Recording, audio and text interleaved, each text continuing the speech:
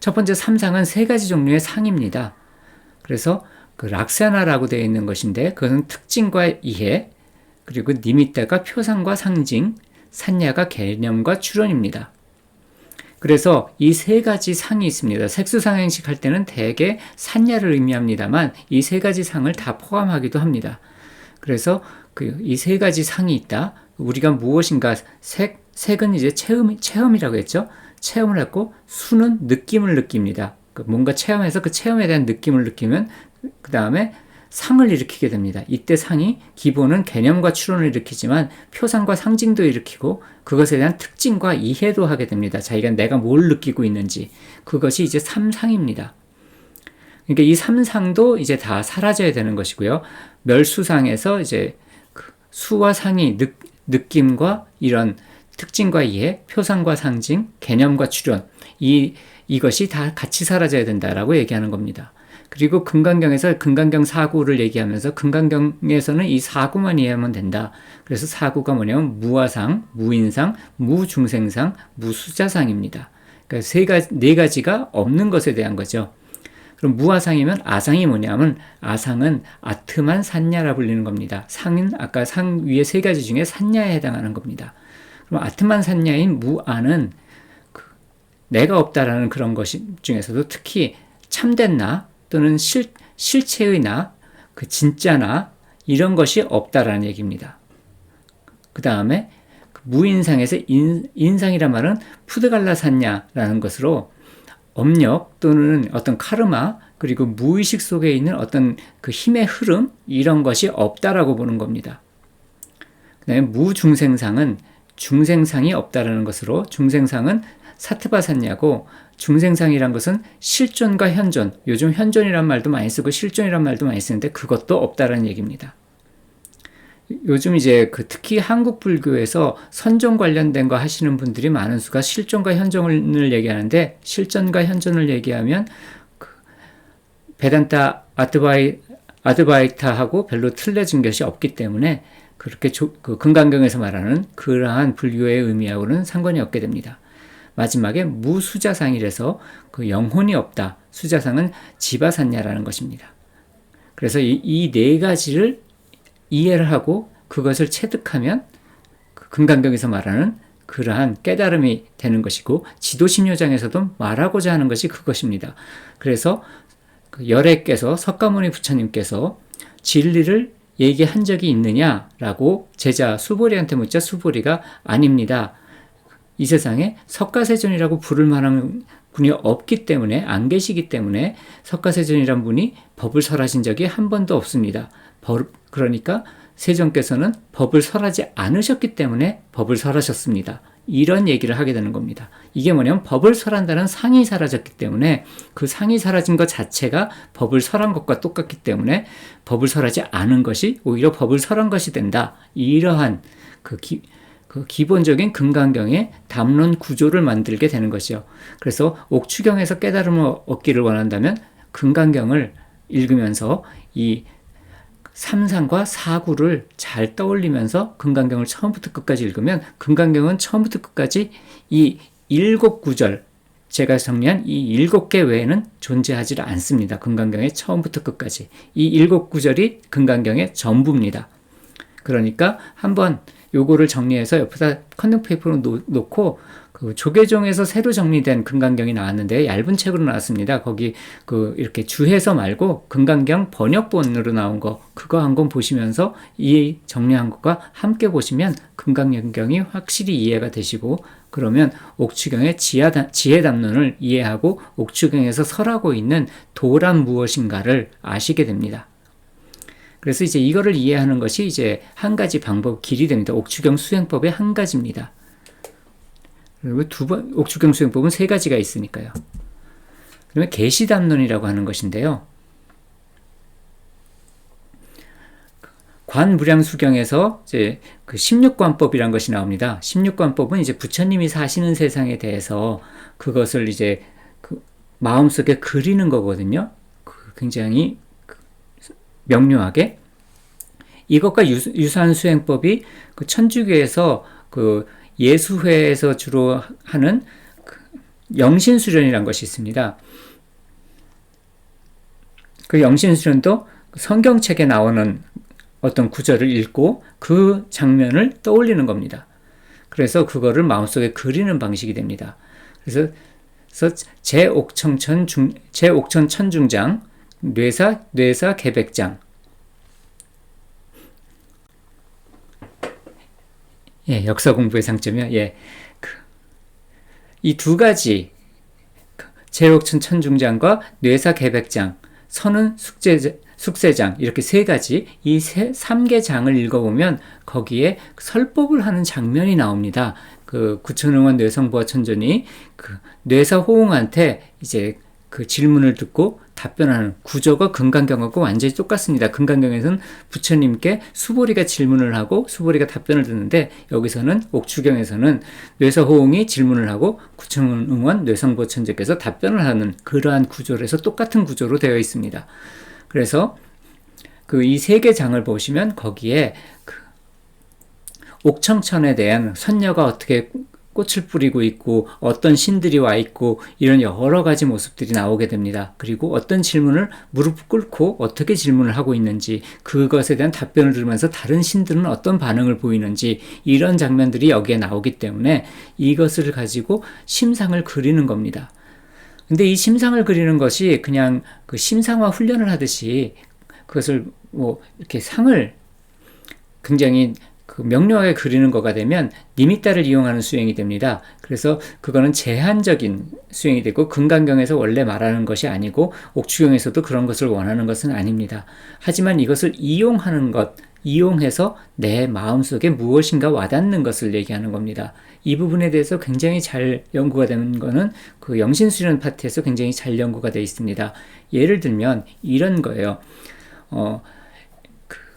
세례 요한한테 예수님이 세례를 받는 장면을 이제 이런 식으로 떠올렸습니다. 그러니까 그 강가에 있고, 그 다음에 저쪽에서 한쪽 구석에서 그 세례 요한이 회개하라, 회심하라, 천국에 가까웠다라고 얘기하면서 거기서 이제 물로 세례를 주고 있었습니다. 그래서 이분이 이제 계속 떠올리고 있었던 것은 이쪽에서 예수님이 제자들과 얘기를 하고 있었는데, 거기 있던 제자 중에 한 분이 저쪽에서 세례를 주는 것 같습니다. 그러니까 그걸 보더니, 그래? 그럼 나도 한번 받아볼까? 그러고 이제 일어서는 장면을 떠올랐다고 합니다. 물론 이런 디테일한 부분은 당연히 성경에 없습니다. 이 사람이 떠올리게 된 거죠. 근데 그걸 보는 순간 자기는 그 전까지 예수님이 모든 걸 다 계획을 세워서 다 계획이 있는 분인 줄 알았는데, 그렇게 즉흥적으로 활동을 하시는 그런 예수님의 모습도 있구나 해서 굉장히 큰 감동을 받고 예수님에 대한 신심을 키웠다, 이런 말씀을 하십니다. 이렇게 그 장면을 떠올리고 그 장면을 봤을 때 내 마음에 무엇인가 와닿아서, 아, 이분이 진짜로 이 구천응원 뇌성보화 천전님이란 분이 진짜로 살아계시는 분이구나, 진짜로 활동하시는 신이구나. 그래서 그 신의 활동이 내게 와닿을 때, 그때 이게 제대로 수행이 되는 겁니다.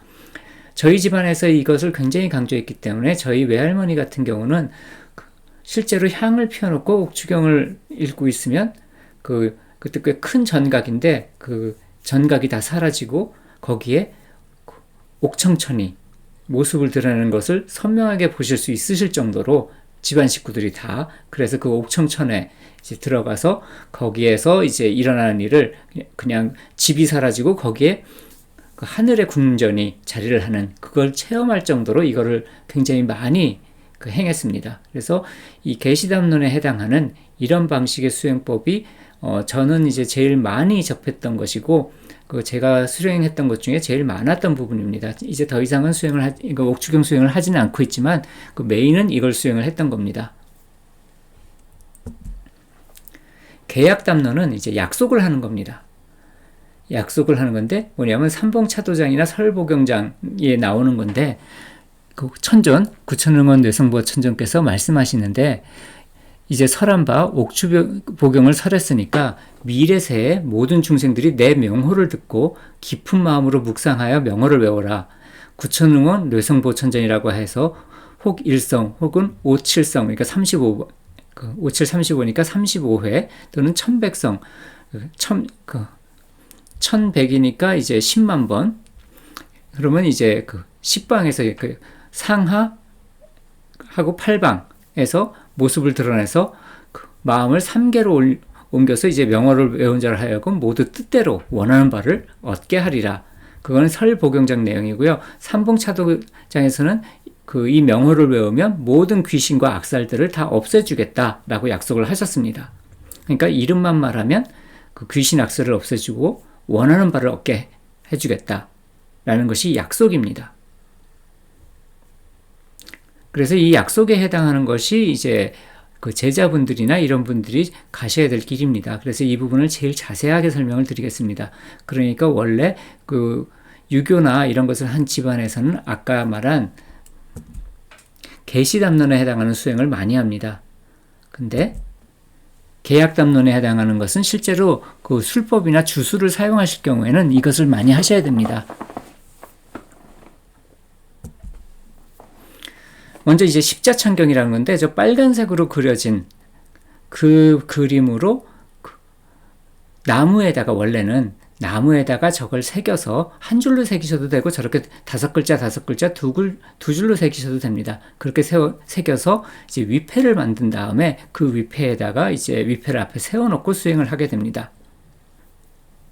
그리고 이제 이건 축문 또는 축사라고 하는데, 이걸 계속 외우는 겁니다. 아까 이거 십자천경이 이제 내 이름만 말하면, 구천응원, 뇌선보화천자만 말하면 이라고 했지만, 그냥 그렇게만 하기엔 조금 죄송하니까 앞뒤에 조금 더 붙인 겁니다. 구천응원, 뇌선보화천전이라고만 부르는 것이 아니라 경청 먼저 하고, 구천응원, 뇌선보화천전 외우고, 간구광사, 대수직행, 차상 하면서 이제 그거를 외우게 됩니다. 그러면 뜻은 구천응원, 뇌선보화천전님께 공경하며 청하오니 큰 도를 올바르게 행하니 제게 내려와 주시기를 간절히 구하나이다. 이렇게 하는 겁니다. 그래서 앞에 말한, 여기서 큰 도란 것은 앞에 말한 삼상과 사구를 말하는 것이고, 그것을 바르게 행하길 원하니 제게 내려와 주십시오. 이렇게 얘기를 하게 되는 것이죠. 이거는 이제 카페 내에 영상으로 올렸던 건데요. 그 영상을 보시면 쉽게 그 수인을 만드실 수 있으실 겁니다.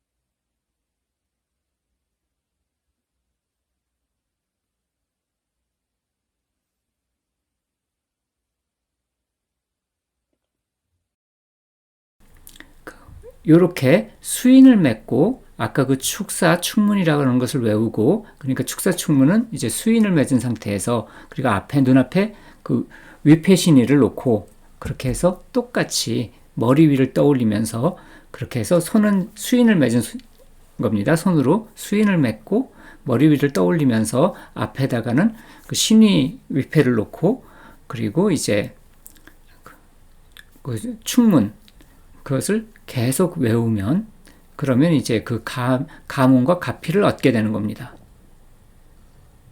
그래서 이제 이게 메인이 됩니다. 이걸 통해서 가문과 가피를 받는데, 많은 경우 이제 직성으로 오게 됩니다. 몸이 떨린다든지 몸이 흔들린다든지 이런 식으로 직성으로 오게 됩니다.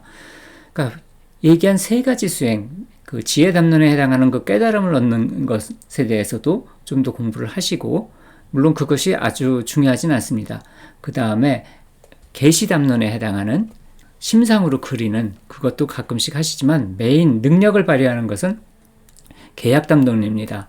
그리고 이거는 약속이 구천응원 뇌선보화천자님에 대한 내 믿음과 관련이 되거든요. 그러니까 다시 돌아가서 두 번째 계시담론에서 충분히, 아까 예수님이 살아계시다라는 것을 영신수련에서 그것분이 느끼신 것처럼, 그렇게 구천응원 뇌선보화천전의 그 옥청천에 계신 모습을 자주 그려서 마음에 확, 이분이 정말로 이러신 분이 계시는구나, 내가 이분의 능력을 받았으면 좋겠다 하는 느낌이 올 때까지 그걸 하면서, 그리고 나서 이 계약담론에 해당하는 수행을 계속하면 구천응원 뇌선보화천전님의 그 능력을 사용할 수 있게 되는 겁니다.